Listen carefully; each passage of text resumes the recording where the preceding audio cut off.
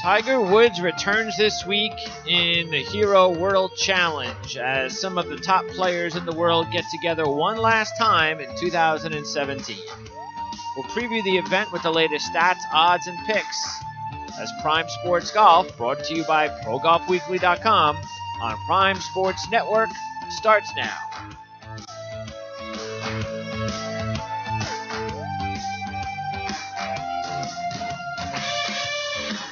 All right, thanks for tuning in to another edition of Prime Sports Golf for this Wednesday, November 29th, 2017. I'm your host, Greg DePalma, as we've got a short one for you, as we promised. One more show to go and one more event that really should get you excited as far as golf is concerned until 2018. So we have some really good golfers to talk about, and Jeff Shane is going to join me. So it's just Jeff and I, like old times, Jeff. Is that good or bad? I don't know. That's up to the audience to figure out. Okay. So, but anyway, yeah. Nothing wrong with like old times. So. No, I guess not. I agree.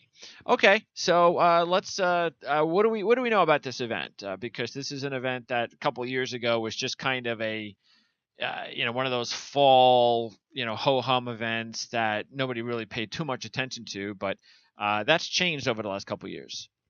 Yeah, I don't know that it ever was a ho hum event, because anytime you can get Tiger Woods and many of the top players in the world rankings together, it's worth eyeballs, even if it's not worth FedEx Cup points.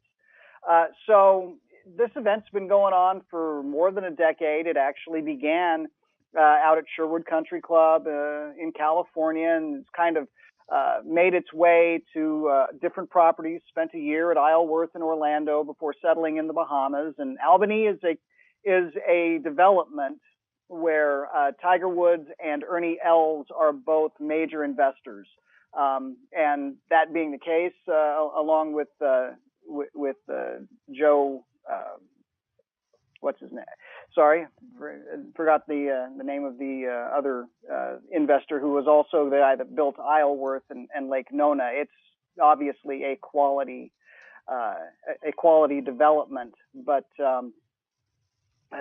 that it's been put out there for the last couple of years, and it's a made-for-TV event anyway. The galleries were always going to be limited. But this year we have 17 of the top 32 players in the world rankings, and the guy that is number 1,199, and he's the guy that's getting all the eyeballs because we haven't seen Tiger Woods play a competitive round of golf since the first week of February. And what makes this a points event again? It's somewhere in the fine print. Yeah, it's somewhere in the fine print of the world rankings that the minimum number of players to qualify for world ranking points is 18. And the World Challenge actually began as a 16-man event. And, with Tiger in the field, and, Sergio's participated, and Ernie Els, and they had some really good names, but they couldn't get, they couldn't make the entire field up to the standards that they want. And you can't offer that much in appearance fees, et cetera. So the next best thing was, well, how do we make this a world ranking points event? And somebody placed a phone call to the people at the World Golf Rankings, and I don't know the ins and outs of it, but it was determined that you need 18 players. Yeah, sure. To qualify for world ranking points. And so the field expanded from 16 to 18. They added a couple of wild cards. The idea is they invite, they just start going down the list, 1, 2, 3, 4, 5 in the World Golf Rankings until they get 16 who accept. And then after that, it's 2 wild cards.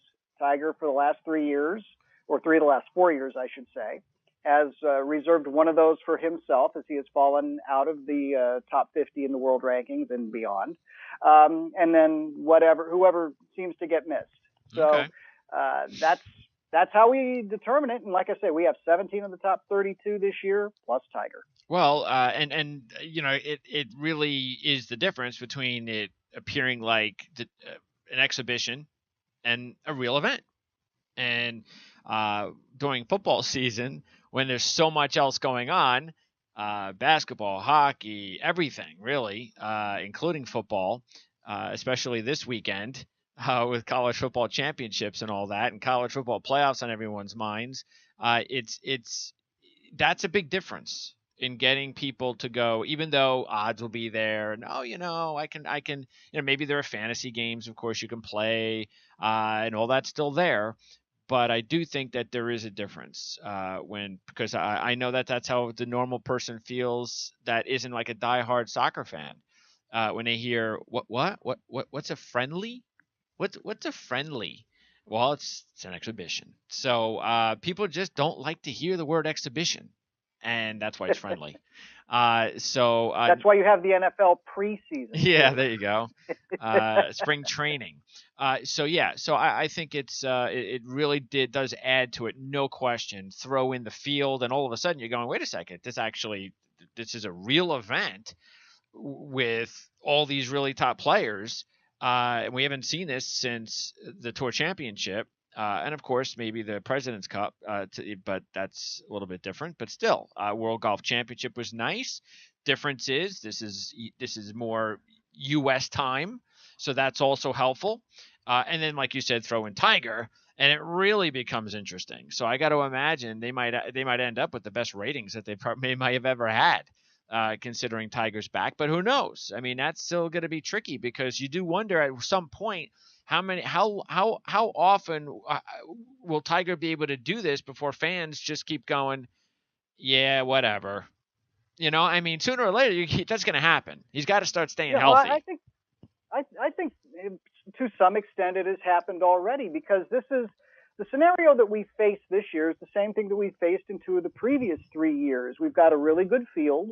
And we have Tiger making his first appearance after an extended layoff because of injury. And 3 years ago, it was at Isleworth in Orlando, 2014. He had not been seen in an extended period of time. And everybody wondered, well, how is he going to be? And in this case, nobody knew what was going on with Tiger. He didn't have any reports coming out of his practice sessions, nothing of that nature. He had just started working with Chris Como as his swing coach or swing advisor, and so nobody really knew. And so that whole shroud of mystery kind of built that one up. And as it turned out, he finished next to last, and we found out that his short game had deserted him during the layoff, and it kind of set the storyline for 2015. In that he had to overcome his short game woes to really have much of a season. He did not play in 2015 and then took all of last year off I'm talking about 2016 off until trying to come back at the Hero. And by that time, it had been a 15-month layoff. Again, how are things going to happen? It's the longest layoff he's ever had. It doesn't look like he tried to rush things back, et cetera, et cetera. And he played better. And so he actually led the field in birdies. He had 24 birdies over the 72 holes. The problem is that he also had an equal number of bogeys and worse, and wound up finishing 15th out of 17 guys. So you could take away whatever you wanted last year. Hey, he made 24 birdies. He's on his way back. He finished third from last. He's got issues.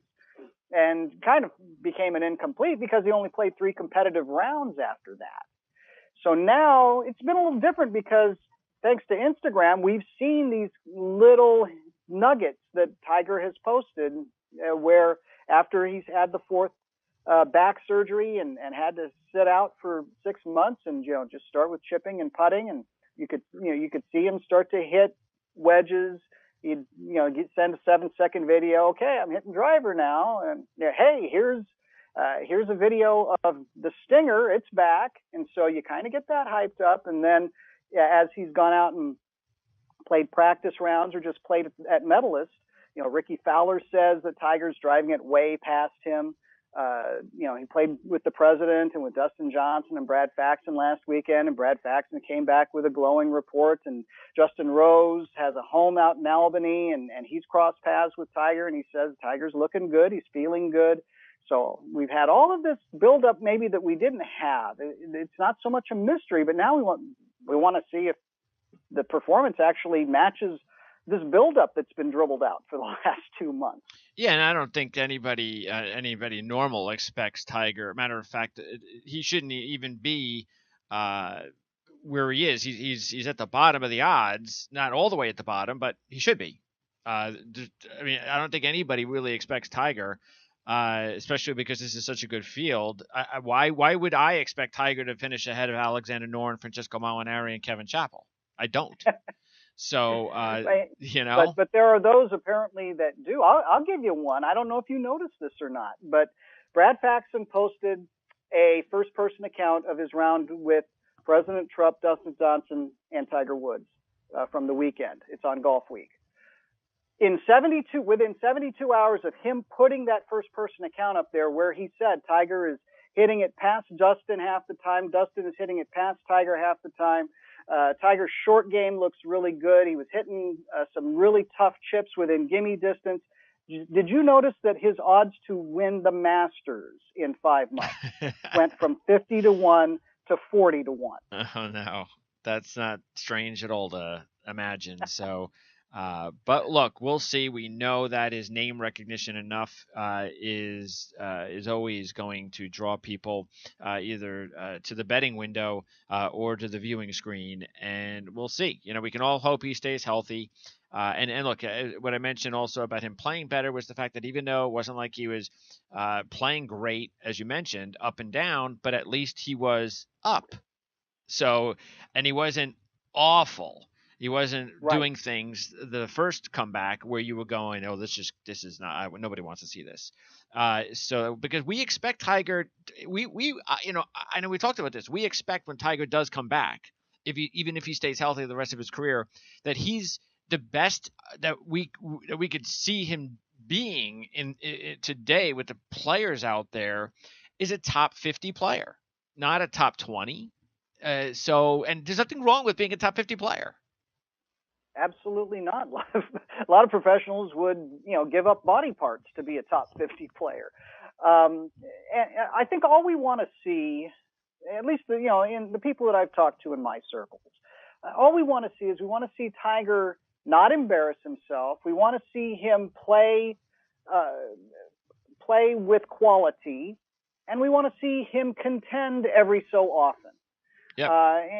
And you know, whether that's in the majors, whether that's in the Genesis Open out at Riviera, as long as we can have our appetite for Tiger whetted by being in contention every so often, you know, if he only wins once over the course of a PGA Tour season, and Justin Thomas still wins 4 times and Jordan Spieth still wins 3, I think we've all kind of conceded that the new generation is moving in and setting up house. But it's always good to have our favorites, our old favorites, contend every now and again, just like when Davis Love won at the Wyndham a couple of years ago. That was a real feel-good story. And Davis Love still thinks that he might be able to pull one more off sometime after he gets back from the hip replacement surgery that he just announced he was going to undergo. All right, well, we definitely hope one thing is, and that's Tiger takes it easy this time with his schedule. And just don't do anything silly. Don't take any long trips unless you have a lot of time in between events. Hopefully he does it right because, again, yes, seeing Tiger out there as often as possible is great. But if we can just see him even once every 3 or 4 weeks, it's better than not at all. So taking a look at the favorites here at Albany, New Providence, and the Bahamas. Now they've been playing at this location the last 2 years, so we do have some players that have played here both years, some that are playing here for the first time, and a couple that have only played here once. Justin Thomas has never played here, and he is the co-favorite with Dustin Johnson and Jordan Spieth. Now, Dustin Johnson, DJ, is still the number 1 player in the world, coming off that runner-up at the WGC, but as we remember, that was a bad runner-up. So we were wondering exactly how he would react to that. We anticipate he'll be fine. It's not like he's going to have a lot of pressure here. This is not a WGC event. So if he's going to be able to come back and perform well, if he does in fact have the lead, or just go out there and play good golf, this would be a good week to do it. He finished 3rd here last year. Yeah, absolutely. And we all kind of know that Dustin Johnson lets things roll off his back pretty as he well. He overcame the U.S. Open debacle at Chambers Bay to come to the very next U.S. Open and win the thing despite incurring a penalty. So I think he's one of those golfers that there's very, very little reason to think that he is going to have deep scar tissue from anything that he has done. And now that he has won a major, now that he's won other big events, we just think that he, especially with the layoff that he's had, he's going to go out and he's going to play his game, and he will probably excel and be up there on the leaderboard. Even with the collapse in China, that was his third runner-up finish to go with 4 wins in 2017. He's still quality. He was third at Albany last year. There's no reason not to think that he's going to perform of the same caliber. Yeah, he's 6-1, along with Thomas and Spieth. Spieth's played here the 2 years, 6th and 4th, so he's been solid here. And he's still going through a great run ever since the big win, the miraculous win at Travelers, got his whole rest of the season and rest of the year going. And he hasn't really stopped ever since he chipped in to win. He went on to win the Open Championship, and he's had runner-ups a couple of times. And he actually has 5 straight top 10s. He played last week in Australia. That's the only thing that you have to keep in mind for Jordan is the long travel. Yeah, absolutely. And the long travel and the fact that for the first time that he's played the Australian Open, he didn't finish in the top 2. Before last week, he had 2 wins in the second place, and certainly there's nothing wrong with finishing 8th. No. But it's not the performance that he'd had before, so he was kind of a non-factor. He wasn't really competitive. He wasn't a contender, let's put it that way. He was not a contender at the Australian Open, so is he playing just very well? Again, there's nothing wrong with that, but that and the travel would make me tend to shy away. He might be the bottom of the 3 favorites in my book. All right, and then Justin Thomas is probably at the top because he's won 3 out of his last 7, coming off a win in his last event. He's got a runner-up in there. That was the Tour Championship when he won the FedEx. So there you've got the Player of the Year, the major winner, the FedEx Cup winner, coming off a win. Now, the only thing, though, he hasn't played the course before. But he should be the favorite out of the 3, don't you think? I would think so. I also think that, because this is not a sanctioned PGA Tour event, there's no FedEx Cup points involved.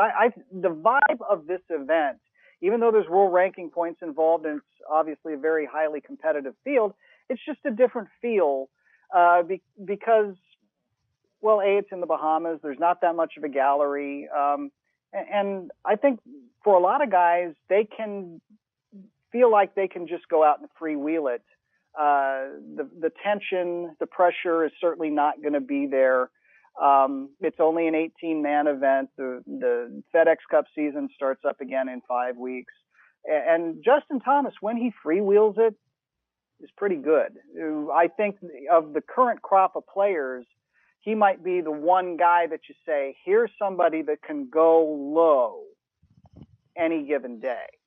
And maybe that's why I like Justin Thomas above the other 2. All right. Next up is Ricky Fowler at 8-1. And Ricky would be a really good play this week because back-to-back third-place finishes on this golf course. He's got runner-ups in 2 of his last 3 events. Just played at Mayakoba. Played well there after a long layoff. So not as long as a layoff now. We know how often. I mean, he's got 3 runner-ups this year, so we know, and a couple of third-place finishes. So we know he's come really close to winning this year with only 1 win. And he's also got decent odds at 8-1. They've slowly come down from 10-1, and I'm not surprised. So based on the odds and also just based on how he's played here and how he's playing, he'd be a really wise choice. Yeah, he really would. And this might be a very backhanded compliment, but wouldn't it be fitting that this would be the event he wins instead of, a FedEx Cup points event? Yeah, that's true. And just, it's a very relaxed atmosphere and all the other, stars align for this because he's played well on this course, and he's played well of late, except for holding the trophy. Brooks Koepka is 9-1. May not be a bad idea. Now, Brooks has never had a top 5 here in the last 2 years, but both were in the top 15. And he now the thing though is what I like about his chances is because after the U.S. Open win, it kind of disappeared for a little bit. And that's kind of, to tell you the truth, been the way he has played this year. He's kind of disappears, then he starts to play well, then he disappears, and then he plays well, and he's playing well again. And his last 3 events have all been strong. He's coming off a win in Japan. Win's a win. Makes you feel good about yourself. He gets the extra week of rest after the travel. So Koepka's not, and he's also 9-1. So he's not also, considering he's playing well, that's the reason why, even though he doesn't have anything great on this golf course, he's not a bad idea at 9-1. And I think it's just a different Brooks Koepka than what we saw a year ago. He's obviously had the talent and the prodigious driving distance and all of that, but getting it to all come together for 4 rounds, being able to keep 72s from turning into 77s, I think we've seen a lot more of that out of Koepka.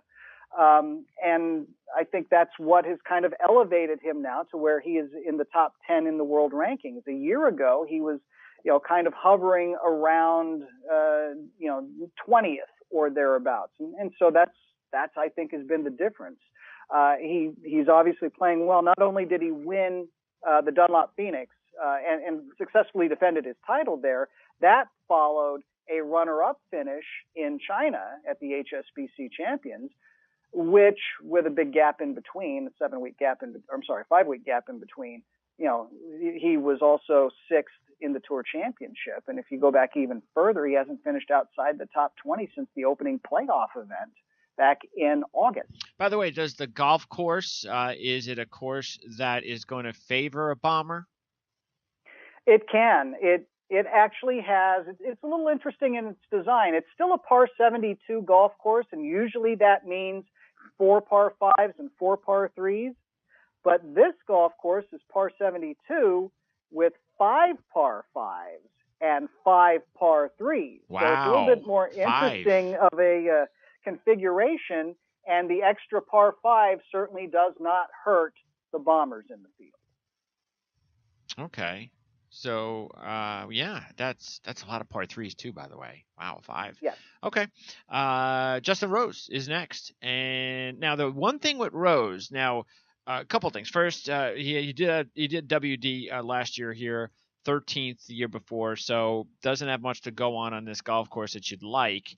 But you got to like 10-1. You got to like the way that he's playing better now over his last 8-9 events than he has played maybe his entire career. I mean, he's that zoned in right now with a couple of wins, all top 10s. What has he got? Like 8-9 straight top 10s. 8 in a row. Yeah. 8 in a row. Now, the thing that I'm worried about, though, not too worried because he did have 1 week in between, is the travel and the 4 to 5 weeks and all, and how much can you just keep it going now that he comes all the way to the U.S. And then the golf course hasn't exactly been great to him, but I'm willing to forget that because I see a 10-1 golfer playing as good as anybody in the world right now. He's now 6th in the world.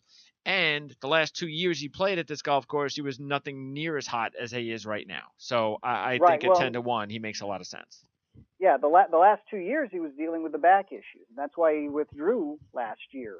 From what all indications are, he's found a way to manage it, even with the travel. And he's put in a lot of fall travel this year and played most of the race to Dubai finales. Although he sat one out so that he could get the proper rest and treatment to keep his back in operating order. The other factor, which people may not know, but he like a lot of golfers, he owns multiple homes. One of them is at Albany. He's coming home. He's actually been home for a week. Very nice. So no travel involved. I think he actually spends a lot of time at this particular home too. So I think there's very definitely a comfort factor, and maybe not so much of a friends and family factor because you don't have a bunch of people driving in, like you would if we talk about Orlando or Charlotte or places like that, where people live close but are entertaining while they're trying to compete. Sure. I don't think so much of that here. So Rose is the guy I like this week. So he's your favorite right now. He's my favorite. All right. I no surprise that Ricky's my favorite, and I gave you the reasons why too. But I definitely like Rose too, no question. He might even be. He's either my second or third choice because I don't want to go away from Justin Thomas as good as he's playing, and knowing that 6-1 is just not a bad number for the best player in the world right now, even though he's not ranked number one. Hideki Matsuyama is 11-1, and I got to believe that he's 11-1 because he's the fifth-ranked player, and he won here last year. But look, I'm not going to look at the fifth place finish in Japan as really anything great because he goes to Japan, he should do better than fifth, knowing him. But he did have the fifth at the CIMB, so there's that. But as far as PGA Tour events, that fifth place finish at the CIMB was the first time that he finished inside the top 20 since the PGA Championship. So he's such a good golfer that we're so used to him being so consistent that when he's not consistent and hasn't been for a while, I just don't see with all these other possibilities on this board why you would want to go with him this week. Yeah, you're right, and it's a little surprising that he's 11-1, and we've talked about his consistency, and right now, to be honest, he's scuffling, and on top of that, he's frustrated. And the mental part may be getting in the way a little bit now of the physical part. He made some comments after the Dunlop Phoenix that, and I'm completely paraphrasing here, but it was like I had no chance to keep up with Brooks Koepka this week. Okay. And let's face it, Brooks Koepka is a fantastic player, and when he's on, he's really, really good. But you don't expect that from a guy like Hideki Matsuyama, who has had shown mental toughness before. Sure. And has had great. We always talk about Hideki's thing is that he's got all the pieces. He's got to put them all together. Right now, they're not all together, and the rest of it is kind of affecting his mind. And he may be one of these that really, really needs this break coming up to get away from it for a couple of weeks, sure, and then go back and figure out what his flaws are to get ready again for Hawaii. Well, with Henrik Stenson, who's 18-1, finishing second last year here, it's got to be all about his health. He did finish runner-up at the WGC HSBC, so that's a good sign. Now, he finished 35th in Turkey after that, winning the Wyndham a few months ago. So, I don't know. I mean, look, he's 8th in the world. If I'm looking, though, at a player – because you got all those players we just talked about up to 11-1 would be your favorites, and now we start talking about sleepers and long shots. Stenson's the top one, and he should be because 18-1 is a good number for a player of his caliber that finished second here last year. Yeah, but we have the injury issue that has crept up with Henrik Stenson, which I think probably puts him at 18-1 when if he was healthy, he would be at a much better number. And in a certain way, I'm a little surprised that he is playing this event because he pulled out of the last two Race to Dubai events, the Nedbank in South Africa and the DP Championship in Dubai because of a rib injury. And so he wasn't able to go in the last two events of the European Tour schedule, and he's a very devout European Tour supporter. So for him to pull out of those, I think, was a significant deal. And I, like I say, I'm a little surprised that he is in Albany this week to try and give it a go. I don't know if the story has kind of crossed your frame of reference here, but that rib injury actually stems back to the HSBC Champions, where he finished runner-up. But there was when they come in for the week, they have this big grand opening, ceremony, okay, and they always do something strange. Okay. And you've seen photos of Phil Mickelson as a samurai and things like that. All right. Well, this time Matsuyama was the defending champion, and so they had him with the trophy, and then from the sky they dropped 3 other players in the field in kind of this superhero type theme. They were wearing capes too. Okay. That they were going to swoop in to try to take the trophy from Hideki. Well, one of those was Henrik Stenson. The other 2 were Dustin Johnson and Li Hao Tong.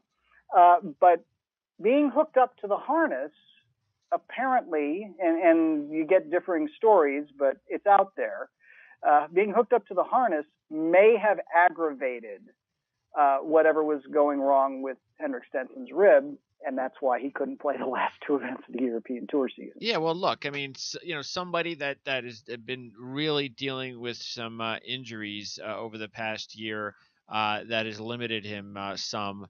That's always a great idea, is to put a harness on. I got to believe that the people that surround him, his team, I don't know. I don't know what they were doing, but maybe he got good advice and just didn't listen.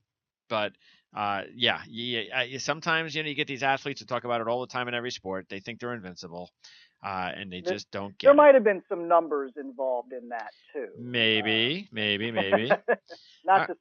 I can't use the word dollar signs because it was in China, but you get my point. Patrick Reed has played well here. A couple top tens, but most importantly was that second place finish 2 years ago in the short field. And the only thing with Patrick is, he had that runner-up at the PGA Championship, but that's pretty much all he's done. He only has 2 top 5s this entire year. Not the year that Patrick Reed expected, especially after the Ryder Cup. We kind of figured, hey, you know what? Patrick Reed's got a couple top 10s, worldwide ranking. He's got the Ryder Cup experience, and maybe this is going to be a huge year for him. He actually went backwards. Well, and that might be a little bit of the come down, the afterglow, the added expectations. And he didn't have a bad year. He just had a very mediocre year. He also tried to split his time between the 2 tours, and I don't know if you consider this an encouraging sign, but he was in Dubai 2 weeks ago, and he finished 10th in that field. Yeah, he played well. Yeah. Yeah, he played all right. So he could play well in spurts. I don't know if he's at the point right now where he puts 4 rounds together with this field. Against this field, and he's also got a little life event that's coming up because his second child is due in about a week. Oh, okay. More distractions. At Reed, by the way, 22-1, Stenson 18-1, Kisner 25-1, Kuchar and Fleetwood 28-1. Kisner, Fleetwood have never played here before. Kuchar third here last year, 14th the year before that. What do you think about those 3? We know Fleetwood. See, the thing with Fleetwood is he's been the best player this year, but you wonder about his distractions, about trying to win the race to Dubai, and all of that came into that, which was huge for him. And also, unlike Rose, he actually played every week. He didn't miss any time. Matter of fact, since Alfred Dunhill's, when he participated in that event, which was in October 8th, he did not miss. He only missed 1 week. That was it. So he went all the way through for the past 5 straight weeks, and now he's coming all the way to the U.S. That's asking a lot, which is probably why he's 28-1 down here with Kuchar and Kisner. So I wonder if Kisner's the one out of that 3 to look at, but you tell me, because Kisner and Fleetwood have never played here, and Kuchar has. Yeah, it might be, and you're right. Fleetwood's travel schedule is the drawback there. I was surprised that he played last week. I figured with the end of the European Tour season and having won the title, he would have given himself a break, and he went to Hong Kong for the European Tour opener. Yeah, so, and played well. He did play well, Yeah. No question about that. But yeah, this is going to be his 6th consecutive event, and you talk about missing only 1 in the last 10 weeks or thereabouts. Kisner has not played here before, but we know that he plays very well in this part of the world, not the Bahamas specifically, but in the quadrant that kind of includes the southeastern U.S. because he plays extremely well on Bermuda grass. He's a heck of a putter. He was third at East Lake. He was fourth at Sea Island, and so is playing very well. And when he's confident putting, the rest of his game goes up. So I like that. With Kuchar, he's not been prominent a lot this year, but there's going to be a certain amount of wind in the Bahamas, and Kuchar's got a lower ball flight than a lot of these other guys, and that could be an advantage if the wind kicks up, and it is supposed to kick up on the weekend. If you ask me to pick between the two, I'll probably take Kisner over Kuchar, but only by a little bit. Yeah, they're both good long shots, 25 and 28 to 1. Kuchar has last three events, not all that great, just okay. And of course, before that, he had a pretty good run in the FedEx, and we know what he did at the Open Championship. Then at 33 to 1, we got Berger, Hoffman, and Tiger. So you got to be real Looney Tunes to put any money on Tiger, but then again, you could spend your money any way you like. That's for your entertainment purposes. You put a couple bucks on Tiger, so that if all the pieces come together, you can say, "See, I told you so." Sure, you could do that. Yes, you could also play the lottery. Yes, you can. And then you have Hoffman and Berger. So what do you think about those two? Who would you take here? Neither have played here before. I like Hoffman a little bit over Berger just because Hoffman has been in the mix more in the last, 4 months, 5 months perhaps. He's cooled off a little bit. Runner-up finishes.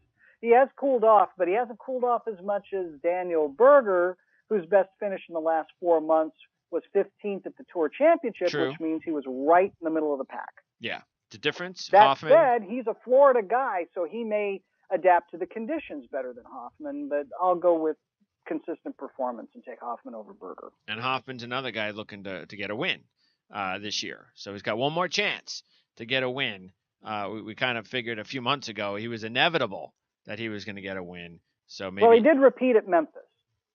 Oh, okay. I don't remember that, but what event was that? When was that? That was the week before the U.S. Open. We were talking about. No. I'm talking about Hoffman, not Berger. Oh, Hoffman. Yeah. No, Hoffman did not win. Yeah, Hoffman. Because we were, Hoffman had such a good year. We were going, okay, he's got to win this year. He's just doing. Because really, I know what is he? I mean, he's having his best year. I mean, it's not even close. This is his best year of his career, Charlie Hoffman, and he hasn't even won. So, Four top threes. Yeah, there you go. And he played well at some majors too. Yeah. And big events. So, all right. And then you got Noren Molinari at 40 to 1 and Chappell at 50 to 1. So Noren's been another player that's cooled off a little bit. Anybody, they've never played here before. Anybody there that sticks out for you? I think Molinari out of that group is probably the better play. He's a ball striker. He has had success in the wind. He plays very well in Florida, and I'm kind of using that as a reference point. He's been runner-up at Bay Hill before, so I think he's got that. He's got a better track record than the other two, and I think Molinari, even though he hasn't gone to the winner's circle, a heck of a lot, he's just got sustained good form.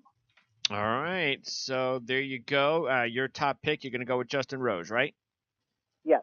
All right, and I think we both like Rose. Again, I'll go with Fowler, but I think we all agree Justin Thomas, Justin Rose, and your top long shot would be who? You would go with Kisner?